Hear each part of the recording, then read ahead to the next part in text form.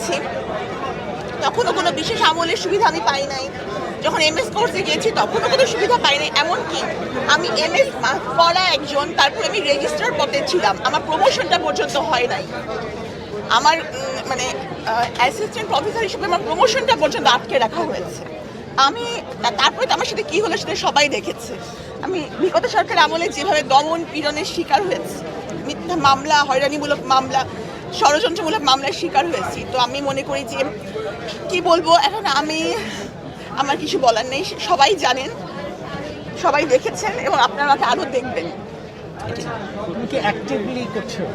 এখন আমি অ্যাক্টিভলি করব, কারণ আমি যেটা দেখেছি যে আমি বের হওয়ার পর থেকে প্রায় 2 বছর ধরে জনগণের জন্য কাজ করে যাচ্ছি, কিন্তু কাজ করতে হলে একটা প্ল্যাটফর্ম দরকার।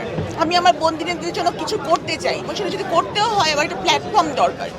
সেই প্ল্যাটফর্মটা না হলে আমি কিন্তু করতে পারবো না। যেমন আমি বই প্রকাশ করেছি, বইমেলা একটা প্ল্যাটফর্ম।